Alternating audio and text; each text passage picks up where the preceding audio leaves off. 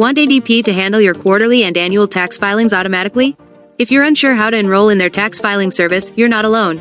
Today, we're setting up payroll tax filing with ADP. Welcome back to Guide with Samuel. Let's break it down. This service means ADP will calculate, prepare, and file your federal, state, and local payroll tax returns and make the tax payments on your behalf. The key: it's often part of your service level. Full-service payroll tax filing is usually included with comprehensive ADP packages. You need to ensure your business is enrolled and that ADP has all the necessary information and power of attorney to act on your behalf. The setup: provide state registration info. ADP will need your state tax account numbers, rates, and deposit schedules.